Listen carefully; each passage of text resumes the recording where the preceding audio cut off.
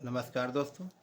आज के YouTube channel में आप सभी लोगों का स्वागत है। मैं doctor Manmohan Shukla, homeopathy physician, homeopathy practice करता हूं और समय समय पर होम्योपैथी से रिलेटेड जानकारी आप सभी को देता रहता हूं। हमारी अर्गनान ऑफ मेडिसिन की सीरीज चल रही थी, जिसमें मैं रेगुलर एक एफोरिज्म के बारे में आपसे डिस्कस करता हूं और उसकी जानकारी आपको बताता रहता हूं कि डॉक्टर हनीमैन सर ने अर्गनान ऑफ मेडिसिन 6 एडिशन में एक एफोरिज्म में क्या बताया हुआ है।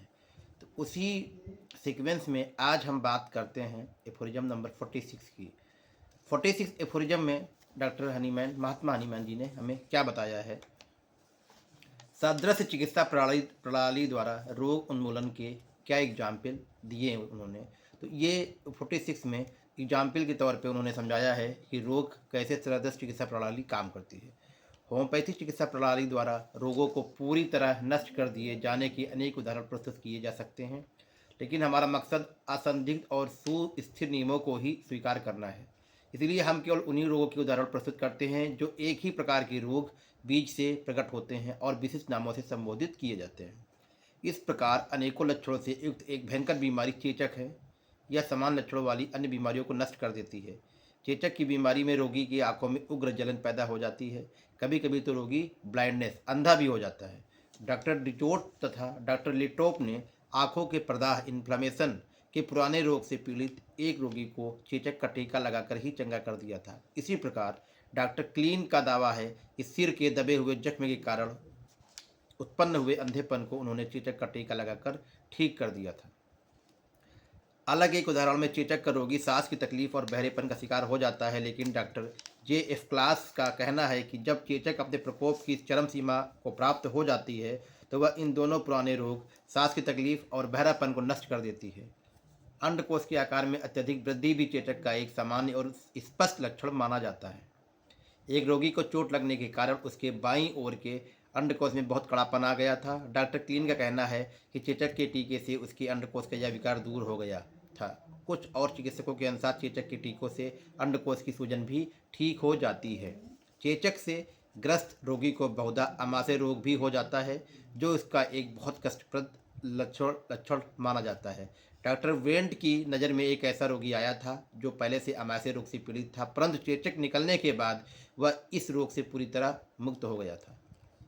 डॉक्टर मरी और कुछ अन्य होम्योपैथी चिकित्सकों की यही निश्चित राय है कि सदृश लक्षण युक्त एवं अधिक बलवान होने का कारण टीका लगने के बाद भी यह चेचक निकल आती है तो टीके का जख्म बढ़ता नहीं है। यदि टीका पूरी तरह उभर आता है तो यह चेचक की उग्रता को दबा देता है या हल्का कर देता है। अनेक चिकित्सकों की एक निश्चित राय है कि जो गौ बीज संक्रांत चेचक का टीका लगाने से चेचक से तो रक्षा हो जाती है, परंतु मनुष्य नाना प्रकार के चर्म विकारों से पीड़ित हो जाता है। इस प्रकार के रोगियों को कभी कभी ऐसी गोल फुंसियाँ निकलती हैं जिनके चारों ओर लाली आ जाती है। बहुत से बच्चे टीके का जख्म लाल होने से पहले या बाद में इस प्रकार की फुंसियों की पकड़ में आ जाते हैं। इनमें बहुत अधिक खुजली होती है तक कई दिनों तक बाद वह अपने आप लुप्त हो जाती है और जो चमड़ी पर छोटे छोटे लाल लाल और कड़े चिन्ह दाग बच जाते हैं। कुछ रोगों का यह भी अनुमान होता है कि इस प्रकार की बहुत देर तक चलने वाली स्थायी तकलीफ सामान्य लक्षणों वाली होने के कारण चेचक का टीका लगते ही ठीक हो जाती है। चेचक का एक विचित्र लक्षण यह भी होता है कि इसके लगते ही बाँह पर सूजन आ जाती है। पैरालिसिस का एक रोगी जिसकी बाँह अर्ध पक्षाघात के पैरालिसिस के आक्रमण से लगभग इसी प्रकार सूज गई थी, चेचक चेचक का टीका लगाने के बाद पटक गई, मतलब उसका चेचक का टीका लगाने के बाद वो सही हो गया था, इन्फ्लामेशन उसके हाथ का। जब किसी भी व्यक्ति को चेचक का टीका लगाया जाता है तो टीके की जगह पर एक लाल घेरा सा बनने लगता है। ऐसी अवस्था में टीका लेने वाले व्यक्ति को बुखार आ जाता है।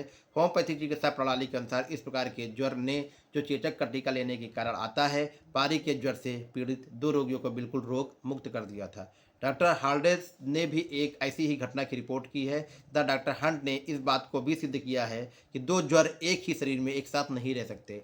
2 तरीके के फीवर एक साथ कभी एक ही शरीर में नहीं रह सकते। खसरा रोग से पीड़ित व्यक्ति को जो खांसी आती है वह बहुत कुछ कुकर खांसी से मिलती जुलती है।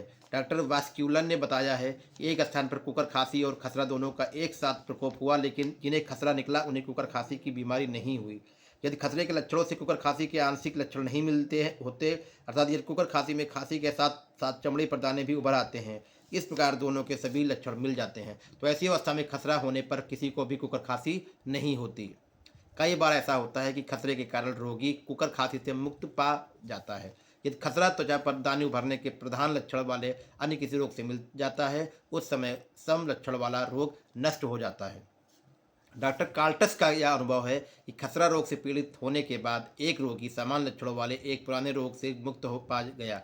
एक व्यक्ति अनेक वर्षों से 6 सालों से भी अधिक समय से मुख, गर्दन और बांह पर एक चर्म रोग से पीड़ित था। उसे इन स्थानों पर बहुत अधिक जलन होती रहती थी तथा हर बार मौसम बदलने पर उसका रोग बढ़ जाता था। एक बार उसे खसरा हुआ और जो चमड़ी में दबे हुए सारे दाने उभर आए। खसरा ठीक होने के बाद वह पुराने चर्म रोग से भी पूरी तरह से मुक्ति पा गया था। तो संभवतः 46 इफोरिज्म में महात्मा हनीमैन ने क्या बताया है, उसका संक्षेप में सारांश क्या होता है। समान लक्षणों के प्रभावों को बारे में उदाहरण देकर चर्चा की जाती है। इन उदाहरणों से यही सिद्ध होता है कि जब समान लक्षणों वाले दो रोग शरीर में घर कर जाते हैं तो अधिक प्रबल रोग अपेक्षाकृत कमजोर रोग को पराजित कर देता है तथा अपने प्रभाव काल के समाप्त होने के साथ ही स्वतः नष्ट हो जाता है। प्राकृतिक रूप में रोग को नष्ट करने की यही प्रक्रिया है। जब समान लक्षणों वाले दो रोग शरीर में आ जाते हैं तो अधिक प्रबल रोग अपेक्षाकृत कमजोर रोग को पराजित कर देता है तथा अपने प्रभाव काल के समाप्त होने पर ही वह स्वतः नष्ट हो जाता है। प्राकृतिक रूप में रोग को नष्ट करने की यही प्रोसेस है। नेचुरल लॉ ऑफ क्योर में यही प्रोसेस होता है। तो दोस्तों, ये हम आपसे डिस्कस किए हैं 46 aphorism organon of medicine, doctor Hahnemann ने जो 6 एडिशन में बताया हुआ है। इसको अगर आप समझ करके अपनी प्रैक्टिस में अप्लाई करते हैं तो काफ़ी हद तक आपकी प्रैक्टिस में रिजल्ट आपको मिलने लगते हैं। अगर आपको दोस्तों ये वीडियो अच्छा लगा है तो इसको लाइक कर दीजिए, अपने सोशल मीडिया प्लेटफॉर्म पे इसको शेयर कर दीजिए, बेल आइकन का बटन दबा दीजिए सब्सक्राइब करने के बाद में, कि अगर आपको कोई नोटिफिकेशन मिलता है तो उसकी जानकारी आपको मिलती रहे अगर हम जैसे ही एक वीडियो अपलोड करते हैं। तो दोस्तों, अगर आपको कोई इस एफोरिज्म के बारे में कोई जानकारी चाहिए या कोई कमेंट है, कोई क्वेश्चन है, तो आप प्लीज़ मेरे कमेंट बॉक्स में ज़रूर लिखें। मैं पूरी कोशिश करूंगा उसको जानने की। मेरा मोबाइल नंबर 9305858930, ये मेरा कॉलिंग नंबर और व्हाट्सएप नंबर दोनों है। आप उस पर भी हमसे कॉन्टैक्ट कर सकते हैं। फिर मैं बता रहा हूँ कि 46 इफोरिज्म में डॉक्टर हनीमैन ने क्या कहा। सर कहते हैं, जब समान लक्षणों वाले दो रोग शरीर में घर कर जाते हैं तो अधिक प्रबल रोग अपेक्षाकृत कमजोर रोग को पराजित कर देता है तथा अपने प्रभाव काल के समाप्त होते ही साथ ही स्वतः नष्ट हो जाता है। प्राकृतिक रूप में रोग को नष्ट करने की यही प्रक्रिया है। ये डॉक्टर हनीमैन ने 46 एफोरिज्म में बताया। तो दोस्तों, ये रहा 46 एफोरिज्म। मिलते हैं अगले दिन हम नए एफोरिज्म के साथ में। तब तक के लिए नमस्कार। जय होम्योपैथी, जय हनीमैन, जय हिंद, जय भारत।